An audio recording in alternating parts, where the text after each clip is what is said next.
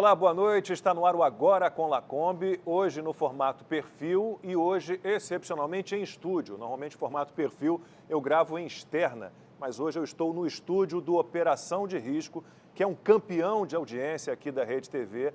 Eu vou contar para vocês um pouquinho a história do apresentador do programa, Jorge Lordello, ex-jogador de basquete, ex-delegado de polícia, especialista em segurança pública e privada, autor de livros publicados em quase 30 países. Lordello, uma honra, um prazer conversar mais uma vez com você. Boa noite. Boa noite, Lacombe. Obrigado pelo convite. Eu sou fã do seu programa, adoro esse formato perfil e hoje muito honrado em participar. Vamos lá, eu começo sempre do iniciozinho, né?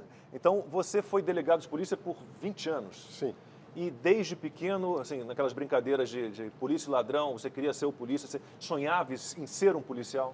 Sim, então tudo começou, na realidade, com 8, 9, 10 anos. Eu tinha dois hobbies. Um era jogar basquete, pois eu tenho 1,97 de altura. No vídeo as pessoas não percebem que eu sou tão alto. Eu botei a cadeira, eu não sou baixo, eu tenho quase 1,90, mas Sim. perto do Lordello eu fico baixinho. Sim. Então botei a cadeira mais alta. E o outro hobby que eu tinha, Lacombe, eram os seriados americanos daquela época, os seriados policiais.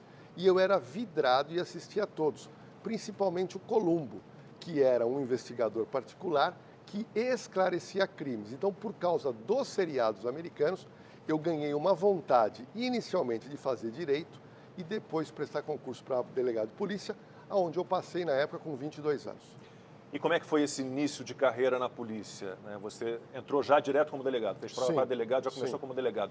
E que região que você trabalhou, qual era o tipo de crime mais comum, era uma especializada? Então vamos lá, eu me formei na PUC com 22 anos, já passou logo o primeiro concurso, passei no primeiro concurso e fui enviado para trabalhar na periferia de São Paulo, na cidade de Suzano, um local onde a criminalidade realmente ela é mais pesada, geralmente, que a própria capital, onde eu trabalhei por muitos anos e ali eu fui desenvolvendo aquilo que eu assistia nos seriados, que era a figura do delegado de polícia em, com a sua habilidade da sua equipe, esclarecer crimes. Porque, na realidade, o plantão da Polícia Civil, ela recebe toda a sorte de crimes.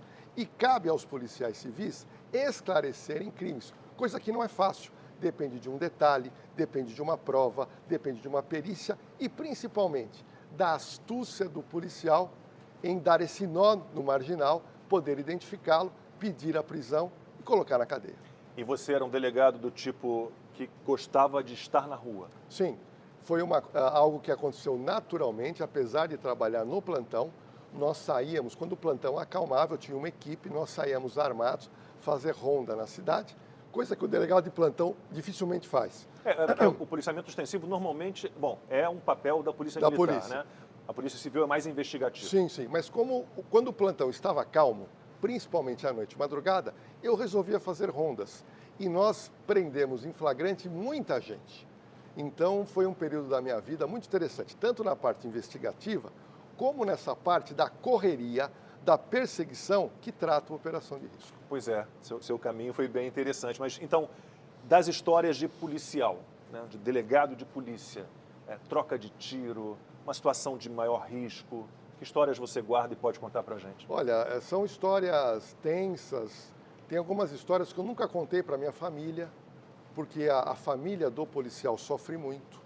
Tem algum policial na sua família? Você foi Não, o primeiro? não, primeiro só tem um juiz. Porque é normal, né? Você ter, como os médicos, pai médico, filho médico, neto médico, policial também tem muito isso. Sim, eu não fui influenciado por familiares, porque ninguém tinha, só tínhamos um juiz, depois virou desembargador, que era meu tio, mas na verdade foi algo que surgiu dentro de mim e realmente eu me percebi muito vocacionado. E por ser vocacionado, Lacombe, eu procurava o problema. Então eu não ficava estático somente no plantão. Nós íamos atrás, patrulhando pelas ruas, a gente tinha informações da onde poderia ter crimes. Em algumas situações dessa, com tiroteio, cheguei a levar um tiro na perna, tive que enfrentar situações de fuga em presídio, pois a delegacia de Suzano tinha uma cadeia atrás com 250 presos. Nossa. Então diversas vezes teve fuga de preso, tentativa de fuga de preso, e você tem que tomar frente, tomar as decisões nesses momentos. Vou perguntar, se você não quiser, não responde. Você chegou a matar alguém? Não cheguei, teve algumas trocas de tiro. Nessas trocas de tiro a gente conseguiu, em alguns casos, prender criminosos, em outros casos o criminoso fugiu, porque na verdade, Lacombe, o policial quando ele faz o disparo, ele tem que fazer esse disparo imaginando que ele não pode acertar ninguém ao seu redor. Então, muitas vezes, você poderia atingir o ladrão, mas você sabe que um erro, você pode atingir uma pessoa que está atrás dele. E aí, a melhor opção é deixar ele correr, continuar a perseguir, tentar verificar um local onde não haja risco para terceiros, mas muitas vezes o ladrão acaba fugindo. Lordelo, e o tal excludente de ilicitude? Quer dizer, hoje, acho que sempre foi assim, o policial ele não pode sair atirando. Sim. Né? Então, por exemplo, operação numa favela no Rio, né? Ele não pode atirar a esmo, obviamente, nenhum policial tem esse objetivo. Mas o bandido, de certa forma, ele é protegido pela lei. Né? Então, quase que os policiais reclamam muito disso, tal do excludente de ilicitude. Então, você precisa ser agredido para responder a uma agressão. Até que ponto isso coloca em risco a vida de um policial? Olha, é o princípio da legítima defesa do Brasil. Eu vou dar um exemplo, eu gosto muito de comparar com o direito americano, o direito penal americano. O direito penal americano permite que o policial atire num bandido em fuga, mesmo que esse bandido não esteja atirando contra ele. Nos Estados Unidos, um bandido procurado pela justiça, se ele não atender a ordem de parada pelo policial, ele pode atirar contra esse marginal, pois esse marginal está fugindo e colocando em risco a sociedade. No Brasil, não. Em tese, no Brasil, o policial tem que esperar ele ser agredido para ele poder dar uma contra-resposta chamada de legítima defesa. E isso é muito complicado, porque nós estamos lidando com questões de segundos. Ou seja, em segundo, esse policial pode morrer. E, infelizmente, no Brasil, nós temos taxas altíssimas de policiais que morrem em confrontos com bandidos. E são mortes que normalmente não comovem, né, a grande imprensa, a velha imprensa. São mortes que não comovem as pessoas de um modo geral. Porque há no Brasil, a gente vai falar muito sobre isso aqui, a tal bandidolatria, né? Os bandidos são vítimas da sociedade, né? Então, agora mesmo, há pouco tempo, morreu uma policial, por acaso negra, né? E nada se falou. Enquanto que a morte do Moise, o congolês, no Rio, né, que foi interpretada como um ato de racismo, de xenofobia, nada mais era do que... ele foi morto por outros negros ou pardos. Por que as pessoas têm a tendência a ignorar ou não dar importância à morte de um policial em serviço, principalmente, e se comoverem tanto com a morte de bandidos? Não estou falando que o Moise seja, era um caso completamente diferente. Ele foi cobrar uma dívida e selvagens, né, pessoas sem nenhum coração, acabaram o espancando. Mas a morte de um policial raramente vira notícia e raramente comove. Olha, é uma coisa impressionante, porque o policial, ele representa o Estado. Ele representa a legislação, ele tem que fazer cumprir aquela legislação. Mas, eu vou te dar um exemplo, eu tenho no celular grupos de policiais do Brasil inteiro que nos assessoram aqui no programa Operação de Risco. E o mais curioso, eu recebo diariamente casos no Brasil inteiro de policiais que foram mortos ou policiais que foram baleados e ficaram tetraplégicos, paraplégicos, ou policiais que sofreram um acidente de trânsito gravíssimo perseguindo um ladrão. E eu não vejo depois a repercussão na imprensa.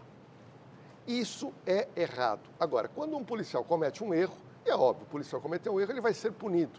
Isso ganha um volume na imprensa muito desproporcional quando o policial se torna vítima. Se você verificar as associações de todas as polícias e verificar as entidades de policiais que foram aposentados por deficiência, essas pessoas não são tratadas como herói. Recentemente, no meu Instagram, eu postei uma homenagem a um policial em Nova York que foi morto na atuação policial. Eu fiquei impressionado com a comoção da sociedade, com o evento do funeral desse policial. É algo que eu me arrepiei de ver. E, na realidade, no Brasil, você verifica que é a família do policial que vai sofrer, que vai estar no velório, que são os amigos daquele policial que choram na hora de enterrar o ente querido. Mas na imprensa, a gente não verifica essa mesma em pé de igualdade quando o criminoso eventualmente morre numa invasão no Rio de Janeiro. E houve críticas, não só da imprensa, mas de pessoas, formadores de opinião, a essa homenagem que foi feita. Mas como é que pode parar a polícia de uma cidade para prestar homenagem a um policial? Você chegou a ver isso? Eu vi. As pessoas têm que entender que de todas as profissões públicas, a profissão que mais coloca o funcionário público em risco é a profissão do policial. Por isso que o policial se aposenta mais cedo. Um outro detalhe que você sabe, vou passar para o nosso público, o número de suicídio da polícia é muito grande no Brasil. o número de policiais com problemas emocionais, psiquiátricos, é muito grande. Por quê? Porque é uma profissão extremamente tensa. Antigamente, o criminoso no Brasil não tinha AR-15, o criminoso não tinha bomba, o criminoso era um criminoso que ele disputava meio que em pé de igualdade com a polícia com 38. E hoje nós verificamos o policial em patrulhamento, onde ele pode receber um tiro de longa distância atirado por um fuzil. No Rio de Janeiro, isso é noticiado em diversas situações. Então, a gente tem que entender que nós temos que valorizar mais o policial. E o programa Operação de Risco tem uma das finalidades, Lacombe, é essa. É mostrar para a população todo o profissionalismo da polícia brasileira e a dificuldade que é você capturar e prender um bandido. Vamos falar da Operação de Risco, então. O programa começou em 2010, mas não com você na apresentação. Nós entramos apresentando em 2014. 4 anos depois. E tem uma história muito engraçada que eu vou te contar, que ninguém sabe. O meu diretor, Eduardo Oliveira, quero mandar um abraço para ele me contou, porque eu recebi um telefonema dele. Nessa época, eu frequentava muito Sônia Abrão, onde nós fizemos mais de 10 anos na Sônia Abrão, todos os casos de repercussão. E na troca de apresentadores Operação de Risco, o Eduardo chamou algumas pessoas para fazerem teste, um piloto, para o programa, mas ninguém foi aprovado. E ele estava aqui na produção da Operação de Risco e falou, pô, preciso de um apresentador. E a televisão ligada quando ele vê o programa da Sônia. Quando ele me viu sentado na bancada da Sônia, ele falou, puxa, eu esqueci do Lordelo, vou ligar para ele, consegui meu telefone, vim aqui, fiz um teste, fui aprovado, e desde 2014 até agora apresentando a Operação de Risco. E como é que é feita a produção? Porque aí vamos entrar em outra polêmica, né? A história da câmera, os policiais com câmera no uniforme, a câmera acompanhando a operação policial, é uma discussão polêmica. Há policiais que acham que isso inibe a ação policial. Não que isso inibisse, digamos, é difícil de explicar, mas tem policial que não gosta. Diz que de alguma forma ele se sente retraído. Né? Não vou dizer que ele saia, nenhum policial sai para matar. Sim. Nenhum policial sai, hoje eu vou botar minha farda e vou sair e vou matar alguém. Mas qual é a sua opinião sobre a câmera acompanhando a operação policial, a captação de áudio? Quer dizer, há momentos em que isso atrapalha realmente, não pode ser o tempo inteiro. Eu quero fazer a comparação com as body cams aqui da Polícia de São Paulo e agora em vários estados do Brasil, com a Operação de Risco, que já tem a body cam desde 2010. Porque no Operação de Risco, nós tratamos inicialmente com a Secretaria de Segurança Pública em todo o Brasil, é tudo autorizado, quando nós mandamos uma equipe que vai acompanhar o trabalho de um policial civil, policial militar, policial federal, guarda municipal e assim por diante. Ok. E uma das câmeras colocadas é uma GoPro que vai no corpo do policial. Colocamos câmeras nas viaturas policiais, colocamos câmeras em alguns armamentos. Não sei se você já viu, às vezes o policial está lá numa favela e nós temos uma câmera que está na calibre 12 daquele policial. E também o nosso cinegrafista que faz todo esse acompanhamento. Agora, um detalhe importante que pouca gente sabe. Nós apresentamos o caso ali em tempo real, não tem corte. É o trabalho policial nu e cru, mostrando como plano funciona. Sequência, plano sequência. Só que nós mostramos todo o trabalho policial. Mas você sabe, Lacombe, que muitos desses bandidos presos que nós acompanhamos, chega no fórum e mente. Fala que o policial agrediu, fala que o flagrante foi forjado. E esses policiais que estavam com a gente fazem o quê? Solicitam como prova o material exibido pela Rede TV. Então, o nosso material aqui, em diversas situações, são enviados à Justiça como prova que aquele policial agiu de acordo com a lei. Então, nessa visão, a body cam auxilia muito o policial correto, pois, infelizmente, isso o povo brasileiro tem que saber. No direito brasileiro, Lacombe, o Código Penal brasileiro permite que o criminoso minta. É um direito de defesa do bandido brasileiro em mentir. Nos Estados Unidos, não. Se você mentir para um policial, você comete um outro crime de 5 anos de cadeia. Então, aqui no Brasil, é muito comum o policial agir corretamente. O marginal é levado ao interrogatório ou audiência de custódia. Primeira coisa que ele fala, fui agredido, fui torturado, intrujaram droga em mim. E o policial vai falar que não. Só que com a operação de risco, quando isso ocorre, nós transferimos, enviamos as imagens ao Poder Judiciário e isso faz prova que o ladrão está mentindo. Mas, infelizmente, Lacombe, o ladrão não responde pela mentira. Agora, uma câmera e a captação de áudio o tempo inteiro, por exemplo, nem numa operação, você está ali com seus companheiros de trabalho, os policiais, como eu converso com meus colegas de trabalho, você está falando de intimidade, de coisas da sua vida, e nesse momento atrapalha. Quer dizer, o ideal é que você possa ativar e desativar essa captação. Não estou falando do programa especificamente, mas essa câmera que vai ao corpo agora do policial, é um incômodo às vezes, né? Você está num carro, na viatura de polícia, no carro de polícia, conversando com seus colegas de trabalho, pode ser coisa íntima, pode ser coisa pessoal, um assunto pessoal.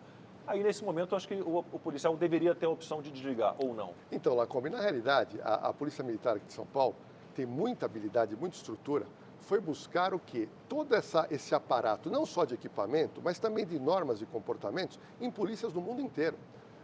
Antes de se comprar esse equipamento, foi feito um estudo muito grande. E com base nesse estudo de outros países que já usam há muitos anos a Bodycam, que foi instituído não só um super equipamento, que realmente está de parabéns à PM, por esse equipamento arrojado e um equipamento que grava automaticamente, você pode ter essa captação rapidamente como prova. E um outro detalhe seriam as normas e procedimentos, que foi, na realidade, um rascunho feito por essa pesquisa a nível mundial. Agora, tudo que é novo tem crítica e tem o lado positivo. Nós temos que esperar um pouco mais, até para que possa ter uma regulamentação que fique bom para todo mundo. Em relação ainda a esse trabalho de captação de imagem, você falou dos armamentos, a câmera posicionada no armamento. A gente lembra, você lembrou já, os bandidos do Rio usam fuzis, armas Sim. pesadas, né? E o governo de São Paulo, há pouco tempo, comprou 3.100 armas de choque. Qual é a utilidade de uma arma de choque? 3.100 armas de choque contra um fuzil podem o quê? Vamos lá. A arma de choque, Lacombe, é considerado o armamento não letal. Tem dois armamentos não letais que eu acho importantes. Um é o taser, que é a arma de choque, e o outro é o spray pimenta. E vou te dizer o porquê. As pessoas imaginam, Lacombe, que a polícia só trata com ladrão, traficante, e não. Mais da metade das ocorrências policiais tratadas pela polícia está envolvidas brigas de família, brigas de vizinho, pessoas embriagadas, pessoas drogadas que estão provocando algum tipo de tumulto. E o policial, ele tem que muitas vezes acalmar aquela pessoa ou deter aquela pessoa que está ameaçando alguém. E a pergunta é, como que se fazia isso antes do armamento não letal? O policial, Lacombe, tinha que usar da força bruta. Tinha que juntar 3, 4 policiais e agarrar uma pessoa. Vou te dar um exemplo. Eu tive um caso na delegacia de Suzano, onde um rapaz detido teve um surto psicótico dentro da delegacia. Naquela época não se tinha armamento não letal. O rapaz com surto psicótico, ele ganha uma força que é estrondosa. 5, 6 policiais tentando agarrar aquela pessoa que estava querendo quebrar o plantão policial. Nós demoramos muito para deter essa pessoa e praticamente todo mundo se machucou, inclusive eu. Então, se nós estivéssemos naquela época, só 25, 30 anos atrás, uma arma taser, eu teria imobilizado aquela pessoa e algemado. Ou o spray pimenta, que faça com que a pessoa não consiga manter o olho aberto e você consegue agarrar e algemar. Então, a arma taser e o spray pimenta, eles funcionam muito bem para ações policiais que não são ligadas a bandidos armados, mas sim nessa ocorrência do dia a dia que a polícia sofre muito para atender. Nordelo, em termos, então, de equipamentos e treinamento, olhando mais para São Paulo, que é o mundo que a gente conhece mais, mas olhando para o Brasil inteiro, você diria que as polícias brasileiras são bem equipadas, são bem treinadas? Olha, eu posso falar para o São Paulo, né? São Paulo tem excelência em equipamento e treinamento. Isso comparado às melhores polícias do mundo. Mas, como nós da Operação de Risco, a gente grava em vários estados, tem me impressionado em diversos estados os policiais muito bem equipados também. E isso é um bom sinal. Agora, o destaque do estado de São Paulo maior é o sistema penitenciário. Aí não se compara com nenhum sistema brasileiro, em nenhum estado. O sistema penitenciário de São Paulo, ele é gigantesco, são presídios novos, são presídios que não param de ser construídos, porque a capacidade da polícia paulista de prender é realmente muito grande. Então, quando você lida com o sistema penitenciário e faz uma comparação, é água para o vinho. Só que os equipamentos de São Paulo, nós recebemos aqui o pessoal do COI, o pessoal do Garra DOP de São Paulo, o pessoal da Rota, trazendo os equipamentos aqui, última geração. Então, São Paulo realmente larga na frente em relação a equipamentos. Sobre criminalidade, o que a gente tem no Brasil? Você não acha que a gente tem um ciclo que não se encerra, que é esse criminalidade, impunidade, mais criminalidade? Em relação aos presídios, por exemplo, tem gente que diz, tem que desencarcerar porque as nossas penitenciárias, as nossas cadeias não conseguem ressocializar ninguém, mas não há um caráter punitivo. Então, que ciclo é esse que a gente vive? Olha, esse ciclo ele é terrível e sempre existiu. Só que piorou por quê? Quando eu atuava como delegado de polícia em plantão, nós não tínhamos no Brasil facções criminosas. Então era uma realidade, Lacombe, completamente diferente.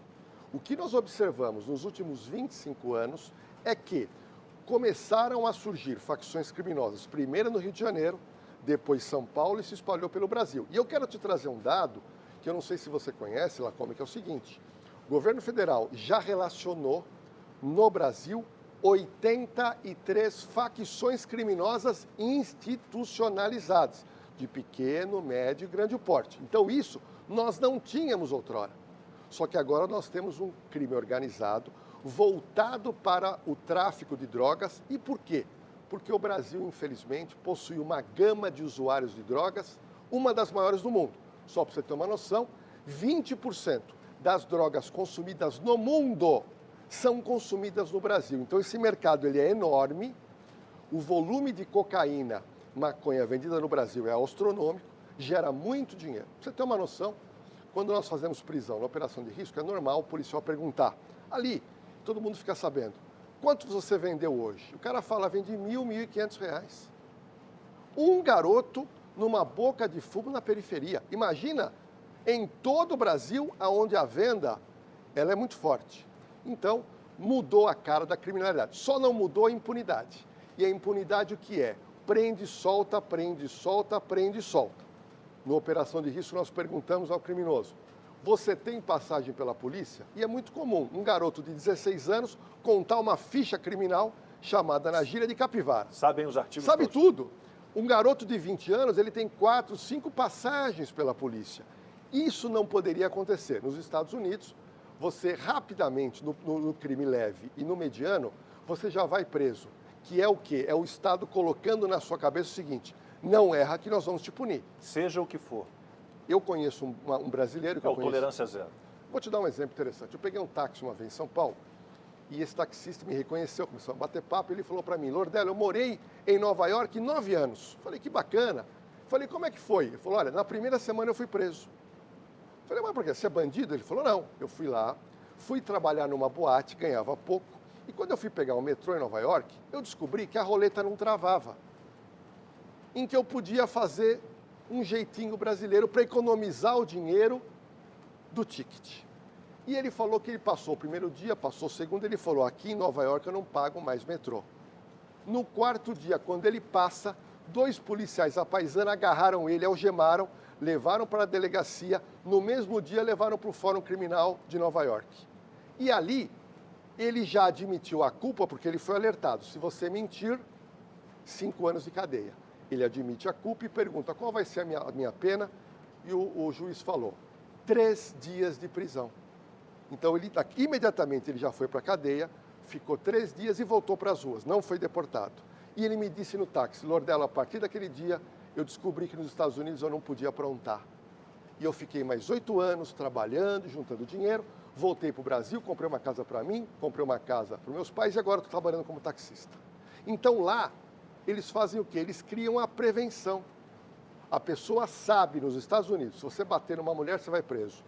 Se você brigar com alguém na rua, você vai preso. Se você desacatar um policial, você vai preso. E no Brasil, desacato policial não dá nem prisão em flagrante.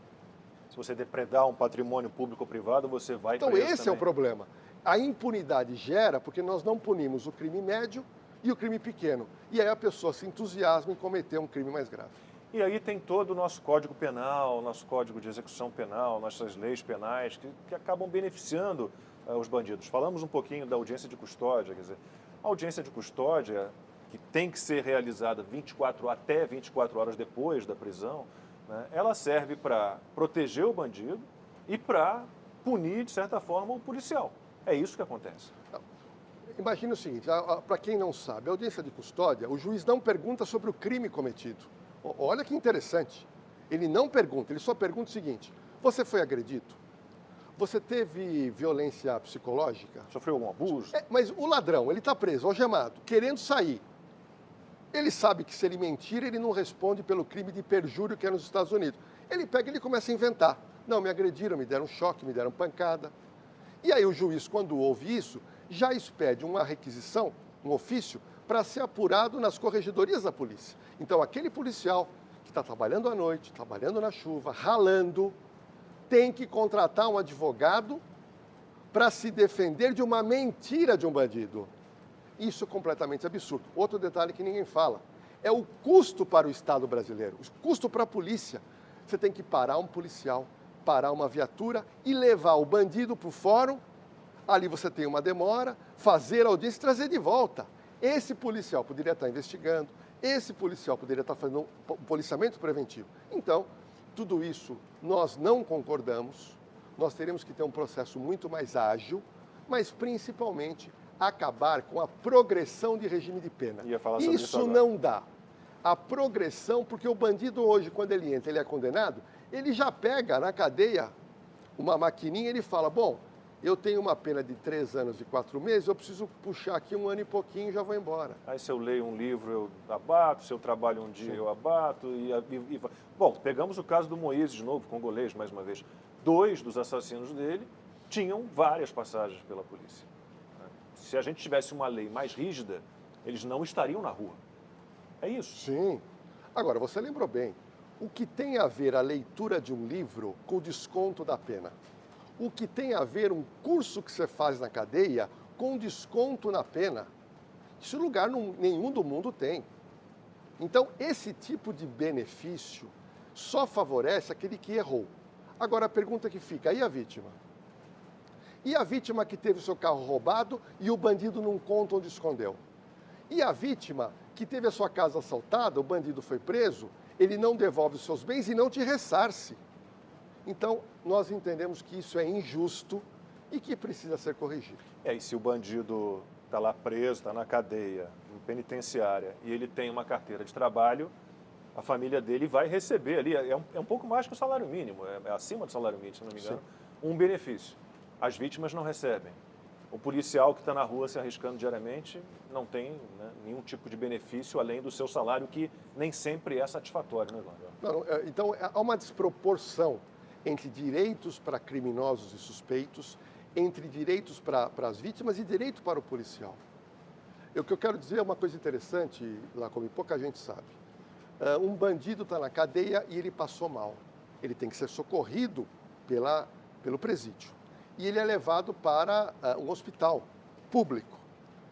Você sabia, Lacombe, que esse bandido ele passa na frente de todo mundo na fila? Ele passa na frente. Você, cidadão, quando você vai no hospital público, você vê aquela fila, você já sabe que você vai ter que sentar e esperar. O bandido não, ele já chega passado na frente. Então, isso que a sociedade não aguenta mais, precisa ser corrigido e colocar na balança direitos iguais para todo mundo. Tá? E hoje a gente não verifica isso. Nós temos no Congresso Nacional uma subcomissão, na Câmara dos Deputados, uma subcomissão de assuntos penais, né, que tenta mudar um pouquinho tudo isso.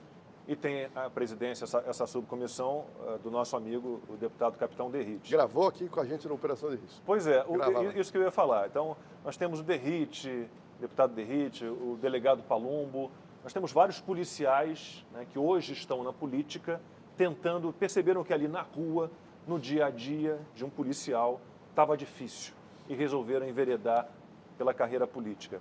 Você acha que virão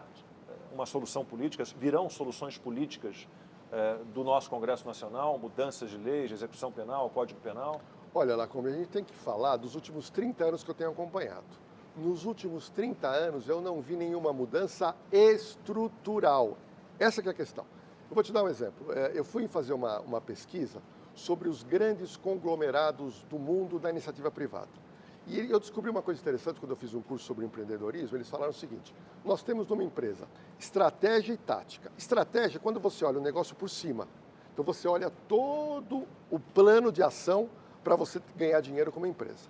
E o que é tática? Tática é o ponto a ponto que você tem que fazer no dia a dia.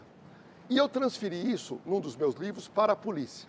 Nós teríamos que ter uma estratégia que é olhar por cima, e a tática são essas pequenas mudanças. Então o que a gente vê no Congresso? A gente vê alguns policiais com a maior boa vontade, mas mexendo em táticas. Nós precisamos subir isso e mexer em estratégias. Mudar o quê? Mudar o dorso de todo o processo investigativo e o processo criminal que é feito pelo juiz do Ministério Público. Por quê? Porque nós encontramos um emaranhado de problemas e recursos. Então nós teríamos que fazer uma mudança brusca, e eu entendo que nós deveríamos copiar ou se assemelhar ao direito americano, que é tudo rápido, Lacombe. O direito americano é papum, delegacia, fórum e acordo. Se não tem acordo, gera processo. Por isso que lá o número de processos são bem menores que o daqui. Aqui você pega um roubo de um celular, que custa às vezes R$400, gera um processo interminável que chega ao Supremo, que você gastou centenas e milhares de reais. Então, enquanto a gente não mudar a estrutura e ficar mudando só tática, eu verifico que a gente não vai avançar. Bom, eu posso dar um caso pessoal, né? Eu tive meu apartamento aqui em São Paulo invadido, eu consegui capturar os 2 bandidos. Isso foi em abril de 2021. Eu lembro. Eu vou prestar depoimento na vara criminal sobre essa invasão em setembro de 2022. Então, abril, maio, junho, julho, agosto, setembro. 1 ano e meio depois. O réu estava solto ou estava preso? Ele foi solto na audiência de custódia, o maior de idade. E só foi preso por um outro motivo, que eu não sei qual foi, e eu descobri que ele estava preso porque recebi a intimação para depor no caso, e estava lá a informação de que ele é réu, que ele está cumprindo pena em uma penitenciária. Quer dizer, não sei exatamente o que aconteceu, mas não foi preso por conta do furto qualificado contra mim, contra o meu apartamento.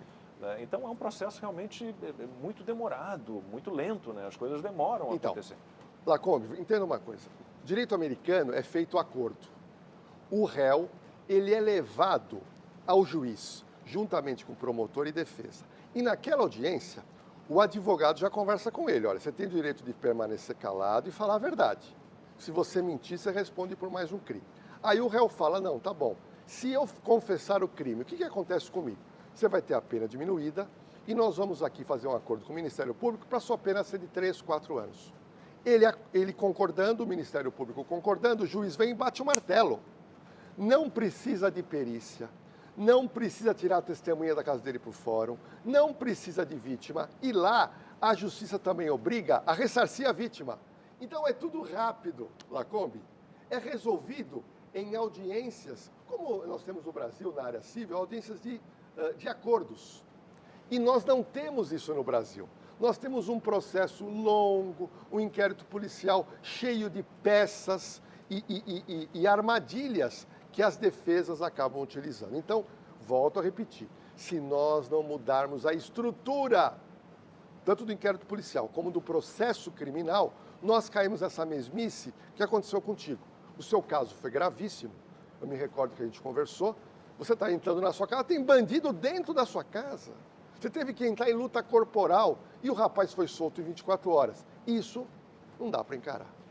Blondelo, então, sobre a operação policial em si, o trabalho policial, há muita discussão ainda sobre, vamos tornar a polícia uma só, juntar a polícia civil, polícia militar, tem que ser só um trabalho de inteligência, mas espera aí, o trabalho de inteligência não culmina numa operação policial.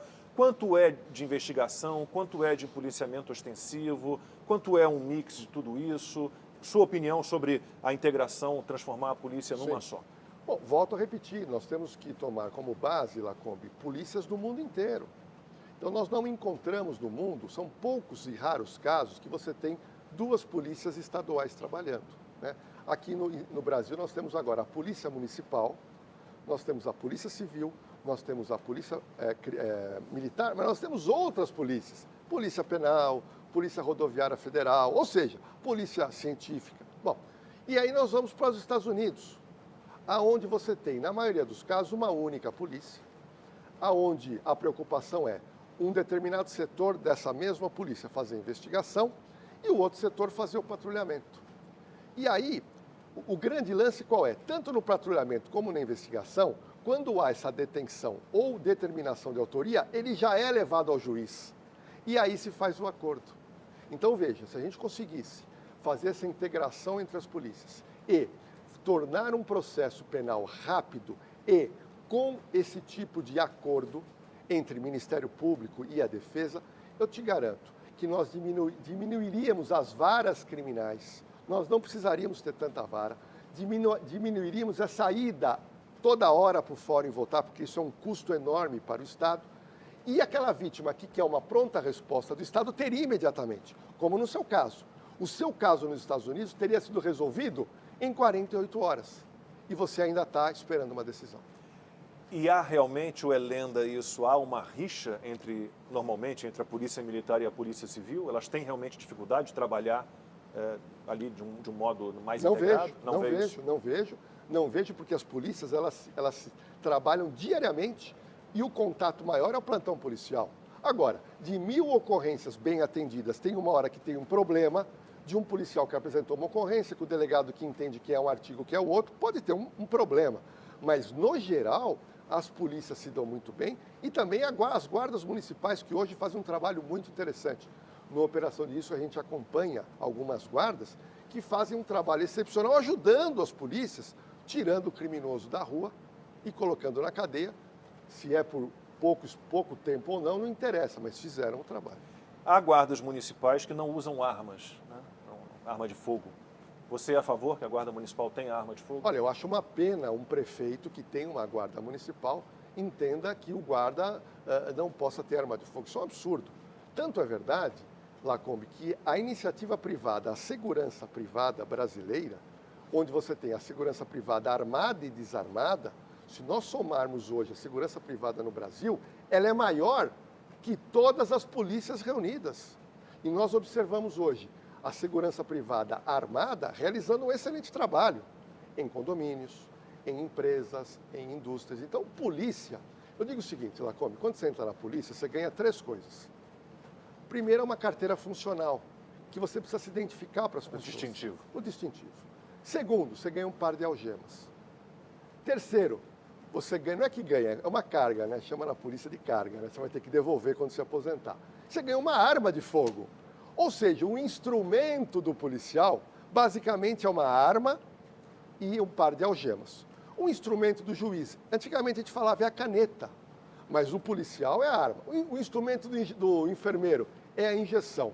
Mas por que no Brasil o policial, quando usa a arma dele, ele é criticado, Lacombe? Se ele ganha, o primeiro instrumento é uma arma de fogo. Então, em caso de legítima defesa, ele tem que utilizar. E por que ele é tão maltratado pela imprensa que critica quando ele utiliza aquilo que o próprio Estado lhe deu, que é uma arma de fogo? Então, eu entendo que polícia, óbvio, tem que estar muito bem armada e guardas municipais, é óbvio, tem que estar armada. E sobre posse e porte de armas, você é favorável ou você é contrário? Olha, esse tema é muito interessante, eu sou pesquisador sobre esse tema, e eu vejo o seguinte, você comprar uma arma e ter em casa, eu entendo que já está mais que resolvido. Qualquer cidadão brasileiro que tenha bons antecedentes, você tem que fazer o curso, o teste psicológico, você vai comprar e ter a arma em casa. Então, isso hoje quem tem condição financeira pode ter. A discussão que ainda não vinga é o porte de arma. E o porte de arma eu entendo que muitas pessoas têm realmente condição. Vou te dar um exemplo. Eu falei aqui dos vigilantes armados. Então a gente pega vigilante de carro forte, trabalha armado o dia inteiro. O vigilante de indústria, trabalha armado o dia inteiro. O vigilante de executivos, trabalha armado o dia inteiro. Lacombe, na hora de ir embora, ele não pode andar armado. Ele não pode, ele tem que deixar a arma no local de trabalho. O vigilante bancário que a gente vê todo dia, ele chega desarmado e vai embora desarmado. Então, essas pessoas que têm curso na Polícia Federal, bons antecedentes, sabem lidar com arma, por que essas pessoas não podem ter porte de arma? Elas contribuiriam muito com a segurança pública, porque eles são do ramo. E nós entendemos também que parte da sociedade habilitada e que tenha um motivo também, que ele possa dizer, não, eu preciso andar armado. Eu entendo que essas pessoas deveriam ter o porte de arma. Aí até por uma questão de, bom, está na Constituição, a legítima defesa. Sim. Como é que você se defende de alguém que está armado se Sim. você não está armado? Passa por aí, né? Não tenha dúvida. Agora, eu quero aqui aproveitar que nós tivemos recentemente o jogo do Palmeiras, aonde um policial penal fez uma grande burrada. Então aí é um policial que não sabe utilizar a sua arma de uma maneira correta. Então ele foi lá no Parque Antártica, num ambiente que você tem bebida, num ambiente de tensão, ele foi lá para se divertir, foi armado. Se envolve numa confusão, dá um tiro, é preso em flagrante, vai responder agora por homicídio. Então, esse tipo de gente, o próprio policial ou aquele que tem o porte, quando ele erra, assim como é nos Estados Unidos, ele também tem que ser punido rigorosamente. Lordelo, deixei para essa parte final uma conversa mais sobre segurança privada, de certa forma, né? Não segurança pública, falamos tanto de segurança pública já. Você tem o seguinte pensamento: você acha que as pessoas podem, de alguma forma, atuarem de maneira a evitar sofrerem algum tipo de violência, um assalto, um furto? Antes de entrar em detalhes, de que maneira geral você desenvolve esse seu pensamento? Olha, eu percebi em plantão policial que as pessoas eram vítimas em muitas situações, pois elas se colocaram na situação favorável ao criminoso. E aí eu comecei a estudar a cultura brasileira e eu descobri que o brasileiro é reativo. Ele reage a um problema, ou seja, ele espera a porteira ser arrombada para trocar a fechadura. Olha que interessante, um país como o nosso, onde os índices criminais são dos maiores do mundo, o brasileiro, em média, ele tem uma postura de desatenção. Você vai no Japão, onde as pessoas são, que não tem crime, as pessoas tomam conta dos seus objetos. Você vai na Europa, as pessoas têm uma preocupação com a sua casa, mas não tem invasão à casa. É cultura. Então, a cultura dos países tropicais é uma cultura meio que não se atenta com a segurança. E eu tenho tentado mudar isso desde quando eu lancei meu primeiro livro em 1998, mostrando que se nós formos proativos, ser proativo é quando você toma uma atitude antes que aconteça o pior. Então, exemplo, eu vou sair com o meu carro, eu me preparo antes de casa para não ser assaltado. Eu vou sair de casa carregando meu celular, eu tenho que esconder meu celular. Eu vou ao banco, eu tenho que criar uma situação onde eu vou minimizar esse problema. E algumas pessoas não pensam assim. Elas são tão distraídas, o criminoso consegue enxergar o que eles chamam de oportunidade e acabam atacando vítimas escolhidas a esmo. Lacombe, um criminoso, quando ele sai da sua localidade, ele anda pelas ruas procurando o que ele chama de vítima ideal. A oportunidade. Ele não tem uma vítima pré-determinada. Então ele fala, eu quero roubar um carro, eu quero roubar um celular. Mas qual celular? Eu fui recentemente na Avenida Paulista, escondi o meu celular. Quando eu vou, às vezes eu pego o metrô e eu faço o quê? Eu coloco camisa para fora da calça e escondo o celular e deixo no vibrador. Eu não mostro meu celular. E eu vi na Avenida Paulista, São Paulo, muita gente. Não, e agora com essa mania de pedir carro por aplicativo? Sim. Você fica ali exposto, esperando, com o celular à mão. Olha, eu fui na Paulista, fui de táxi nesse dia. Táxi não, fui de carro por aplicativo. E quando eu fui voltar de uma reunião que eu fui aonde? Entrei numa lanchonete, pedi o carro, gravei a placa, fiquei olhando. Quando apitou que chegou, escondi meu celular e fui pegar o carro por aplicativo. Então, há quase 30 anos eu tenho ensinado as pessoas a se prevenirem para não serem assaltadas e entrarem para a estatística policial. Mas a pessoa precisa de sacar um dinheiro, né? Ela vai a um caixa eletrônico, vai entrar numa agência ou numa loja de conveniências e vai lá. Como é que ela deve agir? Ela deve fazer o quê? Ela deve olhar em volta, perceber quem é que está naquele ambiente, quem é que está do lado de fora, se ela está sendo observada, se ela está sendo seguida. Como é que ela age? Tal da saidinha de banco, por exemplo. Olha, eu me recordo muito na época do talão de cheque, hoje praticamente ninguém mais usa. Sabe o que eu fazia? Os problemas são outros, né? Outros. Mas sabe o que eu fazia, Lacombe? Para ter esse dinheiro, eu fazia o quê? Eu ia no posto de gasolina, onde eu era conhecido, e eu trocava o cheque. Então eu gastava na época, R$100 de gasolina. Falei, você não pode me dar mais 150? E eu dava um cheque de 250. Então naquela época eu já imaginava como é que eu posso minimizar a minha ida no banco.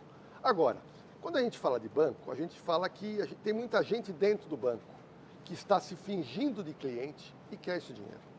Então, todo cuidado é pouco. Agora, hoje nós temos uma série de ferramentas que faz com que a pessoa não corra esse risco desnecessário. Agora, quando eu preciso de dinheiro, o que eu faço? Eu descobri um banco, fiz amizade com o gerente, eu saco um dinheiro fora do caixa. trago um dinheiro mais para casa e fico municiando a minha carteira.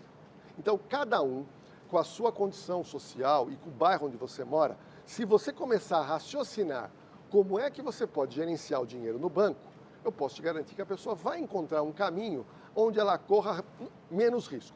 Não existe segurança 100%, mas eu posso diminuir quase a zero esse risco. Mas então as pessoas que gostam, por exemplo, de usar um cordão, um relógio mais bonito, as pessoas se recomendam o quê? Que elas não usem? Não usem. Não em situação, não sei que elas estejam no próprio carro, ou com um carro com vidro escuro, ou um carro blindado, ou talvez ela possa, ou indo para um local em que haja um estacionamento, mas se ela vai ter que andar na calçada, se ela vai ter que se deslocar no meio de pessoas, no meio de muita gente, é melhor que não use. Olha, aqui em São Paulo, nós tivemos uma moda, anos atrás, de gente que gostava de relógios mais caros. E aí nós tivemos a gangue dos Rolex. E também nós tínhamos os Rolex falsificados, que muita gente comprava. E eu observo que hoje, pouca gente já usa um relógio mais bonito. Eu vejo pouca gente em São Paulo, em outras capitais, utilizando ouro, mulheres usando correntinha e anel. E isso já há uma consciência maior, porque as pessoas querem qualquer tipo de coisa para poder vender. Agora, o grande problema hoje, Lacombe, está aqui. Esse é o objeto de desejo, o aparelho mais roubado em todo o Brasil. E que por causa do Pix ressurgiu o sequestro relâmpago, que a gente não tinha mais notícia. Agora, o grande problema, eles querem o seu celular para entrar no seu aplicativo de banco e através do Pix transferir tudo que você tem na sua conta. E como é que se combate então esse aumento de casos de sequestro relâmpago para uso aí do Pix para fazer transferência? Bom, vamos lá. A gente criou algumas estratégias e cada um escolhe o que é melhor para você. Se você perguntar para mim, Lordelo, você tem aplicativo de banco aqui? Não tenho. Eu não tenho. Eu tenho um celular em casa com o aplicativo dos meus bancos. Quando eu preciso fazer Pix, eu faço da minha casa com segurança ou do Internet Bank. Eu não tenho aqui. Mas se por acaso você pegar um táxi, por exemplo, que você queira, o cara não tem um cartão na hora, a máquina deu defeito, você não tem como fazer um Pix naquele momento? Não tenho. Eu vou ter que pagar com dinheiro ou com um cartão que eu carrego na carteira. Eu vejo, às vezes eu vou na padaria, eu vejo uma senhora, um homem abrindo a carteira, o cara tem 4, 5, 6 cartões de crédito de banco. Lacombe, para quê? Eu tenho um cartão na carteira. Onde eu vou fazer pagamentos pequenos, como você falou. Eu não preciso carregar todos os meus cartões. E quando a gente fala em cartão de crédito e cartão de banco, eu tenho uma dica muito legal, Lacombe.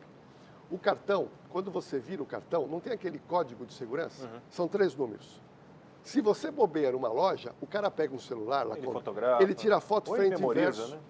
Ou memoriza. Então a indicação é que você coloque um adesivo e se você não usa o código de segurança para comprar pela internet ou por telefone, pega uma faquinha, risca e você também diminui em relação a isso. Agora, para você que me assiste, programa do Lacombe, e você gosta de utilizar aplicativo do banco, tudo bem. Qual que é a orientação do Lordelo? Que você tenha o aplicativo de banco, mas esconda dentro do seu celular. Você não sabe fazer? Pergunta para o seu filho. Seu filho não sabe fazer? Vai nessa loja perto da sua casa que conserta celular, que eles vão te esconder. Por quê? Teve um vereador em São Paulo, não sei se você acompanhou lá, como ele estava dirigindo o carro dele e com o celular no painel.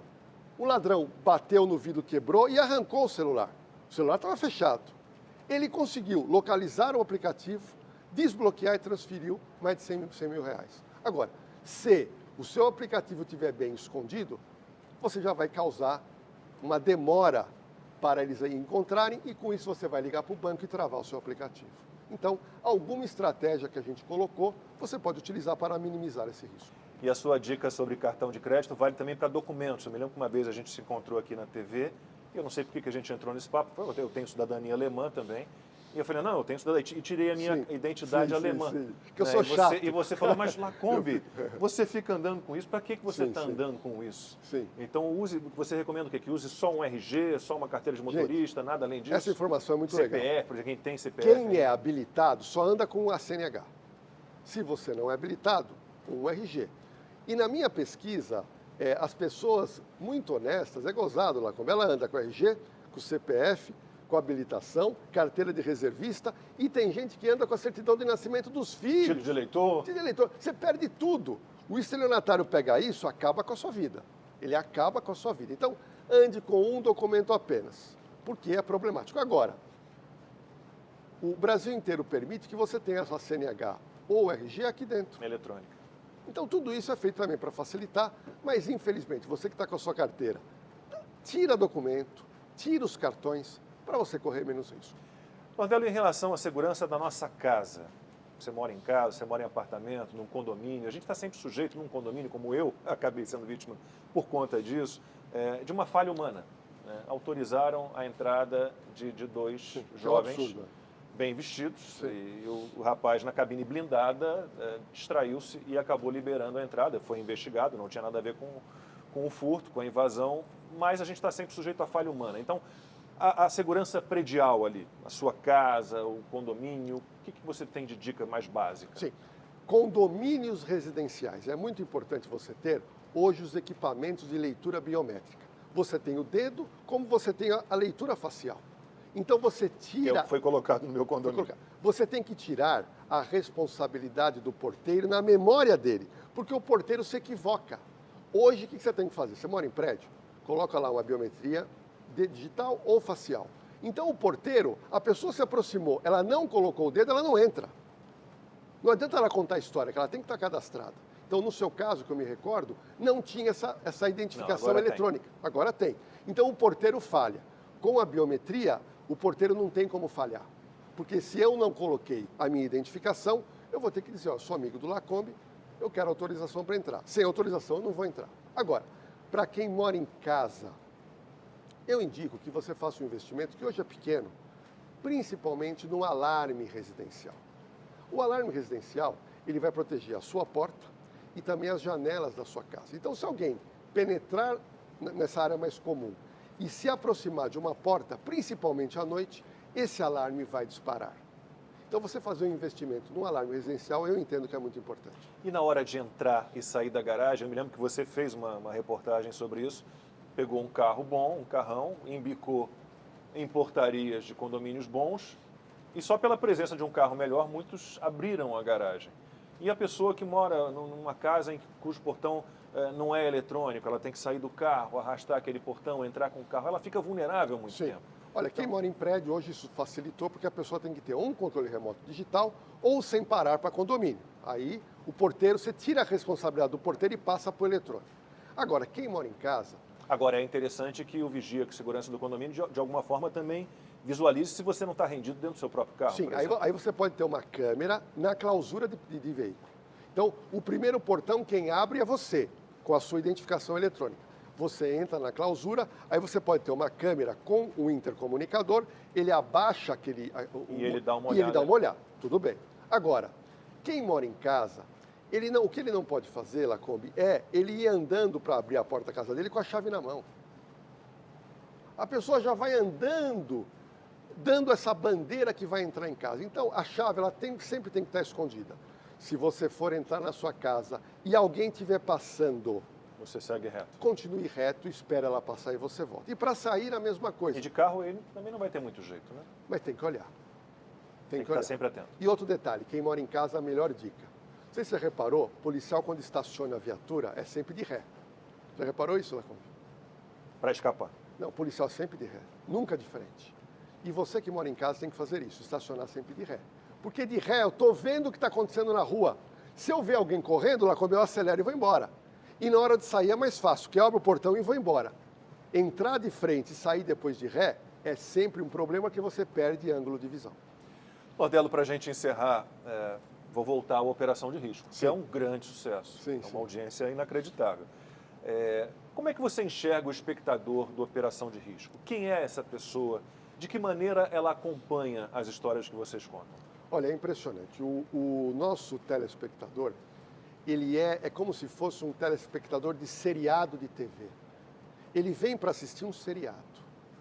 E por que ele gosta tanto do programa? Primeiro que o programa é o único programa da TV brasileira que coloca o telespectador dentro da ação policial. Ele está vendo como se ele estivesse do lado do polícia. E tem um negócio que eu aprendi na psicologia. Nós temos dentro de nós tanto a parte amorosa como a parte raivosa. E essa parte raivosa é para você se defender. Só que no dia a dia a gente não usa essa parte nossa agressiva. Só que no programa, quando nós mostramos o ladrão sendo preso, o telespectador em casa começa a gritar e falar, mereceu, cadeia nele. E esse descarregar essa tensão faz bem emocionalmente. Então, olha que interessante. A ação ela é curiosa, mas também é uma descarga de adrenalina.